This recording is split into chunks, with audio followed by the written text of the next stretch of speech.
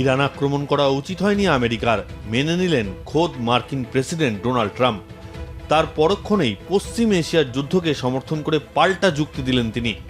কেন ইরান আক্রমণ করেছেন ব্যাখ্যা করেছেন ট্রাম্প।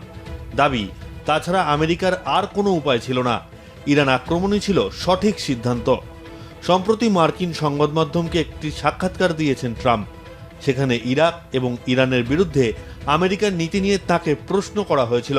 ট্রাম্প জানান, ইরাকে যাওয়াই উচিত হয়নি মার্কিন বাহিনীর, সেই সিদ্ধান্ত ভুল ছিল, ইরানেও হামলা অনুচিত ছিল।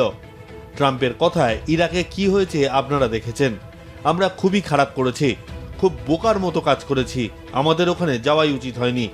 ইরাক নিয়ে কথা বলতে বলতে ট্রাম্প নিজেই ইরানের প্রসঙ্গ তোলেন, বলেন আমাদের ইরানেও যাওয়া উচিত হয়নি। এরপরেই যুদ্ধকে এবং নিজের সিদ্ধান্তকে সমর্থন করে যুক্তি সাজান ট্রাম্প। তার কথায়, তবে ইরানের অনেক ক্ষমতা রয়েছে, 9 মাস আগে যদি আমরা B-2 বোম্বার দিয়ে ওদের আঘাত না করতাম, এতদিনে ইরানের হাতে পরমাণু অস্ত্র চলে আসতো, পুরো গল্পটাই পাল্টে যেত। ট্রাম্প আরও বলেন, আমেরিকা ইরানকে আক্রমণ না করলে আমরা হয়তো এখন আর ইসরায়েলকে দেখতে পেতাম না, হয়তো পশ্চিম এশিয়া আর থাকতো না, তারপর আমরা কোথায় যেতাম। ইরানের সেনাবাহিনীকে জেনে শুনেই রেহাই দিয়েছে আমেরিকা মনে করেন ট্রাম্প। তিনি বলেছেন, ইরানের সামরিক বাহিনীকে আমরা কিছুটা একা ছেড়ে দিয়েছি, কারণ আমরা মনে করি ইরানের সামরিক বাহিনী কিছুটা মধ্যপন্থী। আমরা তাদের সরিয়ে দিয়েছি, অনেক নেতৃত্বকে সরিয়েছি, ওদের একা ছেড়ে দিয়েছি। ট্রাম্পের দাবি, আক্রমণের ফলে ইরানে এমন পরিস্থিতি তৈরি হয়েছে যে আগামী 40 বছরেও তারা ঘুরে দাঁড়াতে পারবে না। এই আক্রমণ তাই প্রয়োজনীয় ছিল বলে মনে করছেন তিনি। উল্লেখ্য, ইরানে মার্কিন বাহিনীর হামলাকে আমেরিকার অনেকেই সমর্থনযোগ্য নয় বলে মনে করেছেন। প্রকাশ্যে নিজের দেশেই সমালোচিত হচ্ছেন ট্রাম্প। মার্কিন নাগরিকদের একটি বড় অংশ ট্রাম্পের এই অতি আগ্রাসী যুদ্ধনীতির বিরুদ্ধে পথে নেমেছেন। মার্কিন কংগ্রেসের অনুমোদন না থাকায় ট্রাম্পকে যুদ্ধবিরতি ঘোষণা করতে হয়েছে। এই পরিস্থিতিতে নিজের সিদ্ধান্তের পক্ষে ফের যুক্তি দিয়ে ভোট বাক্সকে স্থিতিশীল রাখতে চাইলেন ট্রাম্প। ট্রাম্প দাবি করেন, 9 মাস আগে যদি যুক্তরাষ্ট্র B-2 বোমারু বিমান দিয়ে ইরানের ওপর হামলা না করত, তাহলে এই মুহূর্তে তাদের কাছে পারমাণবিক অস্ত্র থাকত এবং পরিস্থিতিটা সম্পূর্ণ ভিন্ন হতো। পাশাপাশি ইরান আমেরিকার অস্ত্র পেলে ইসরায়েল আর থাকতো না, সম্ভবত পশ্চিম এশিয়াও থাকতো না বলে মন্তব্য করেন তিনি। অন্যদিকে ইরানের সঙ্গে চলতে থাকা কূটনৈতিক আলোচনায় ইতিবাচক অগ্রগতির ইঙ্গিত দিলেন মার্কিন প্রেসিডেন্ট ডোনাল্ড ট্রাম্প। তবে একই সঙ্গে তিনি স্পষ্ট করে দিয়েছেন, যে কোনো চুক্তির মূল শর্ত হবে ইরান কোনোভাবেই পরমাণু অস্ত্রের অধিকারী হতে পারবে না। সেই নিশ্চয়তা না মিললে সই করে হবে না কোনো সমঝোতায়। এক সাক্ষাৎকারে ট্রাম্প বলেন, ইরানের সঙ্গে আলোচনা এগোচ্ছে এবং ভালো চুক্তির খুব কাছাকাছি পৌঁছে গিয়েছে দুই পক্ষ। তার দাবি, ইরানও পরমাণু অস্ত্র না রাখার বিষয়ে সম্মতি জানিয়েছে, তবে এখনো পর্যন্ত কোনো চূড়ান্ত সমঝোতা হয়নি।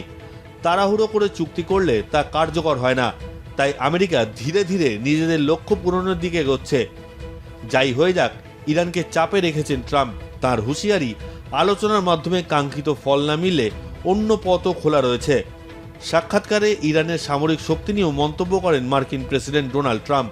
তার দাবি, ইরানের নৌবাহিনী এবং বিমান বাহিনী কার্যত ধ্বংস হয়ে গিয়েছে, তবে ইচ্ছাকৃতভাবেই ইরানের সামরিক বাহিনীর একটি বড় অংশকে সরাসরি নিশানা করা হয়নি, কারণ ওয়াশিংটনের ধারণা ছিল সেনাবাহিনীর কিছু অংশ তুলনামূলকভাবে সংযত অবস্থানে রয়েছে।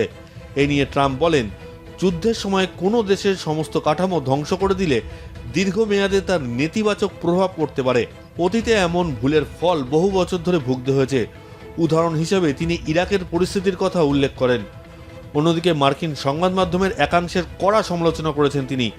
আন্তর্জাতিক ক্ষেত্রে মার্কিন সাফল্যকে ইচ্ছাকৃতভাবে ছোট করে দেখানো হয়। যুদ্ধক্ষেত্রে বড় সাফল্য এলেও সংবাদ মাধ্যম তার উল্টো ছবি তুলে ধরে বলে দাবি তার। হোয়াইট হাউসে সম্প্রতি 2 ঘন্টার একটি গুরুত্বপূর্ণ বৈঠক হলেও ইরান যুক্তরাষ্ট্র আলোচনায় এখনও কোনো বড় অগ্রগতি হয়নি। মার্কিন প্রশাসনের এক শীর্ষকর্তা জানিয়েছেন, প্রেসিডেন্ট ট্রাম্প কেবল সেই চুক্তিতেই সম্মত হবেন যা যুক্তরাষ্ট্রের স্বার্থ রক্ষা করবে এবং তার নির্ধারিত শর্তগুলিকে পূরণ করবে। অন্যদিকে তেহরানও জানিয়েছে যে এখনও কোনো চূড়ান্ত সমঝোতা হয়নি, ফলে দুই দেশের মধ্যে আলোচনা চললেও শান্তি চুক্তির পথ এখনও পুরোপুরি মসৃণ নয়। পরমাণু কর্মসূচি, আঞ্চলিক নিরাপত্তা এবং পারস্পরিক আস্থার মতো একাধিক গুরুত্বপূর্ণ প্রশ্নে মতপার্থক্য এখনও রয়ে গিয়েছে।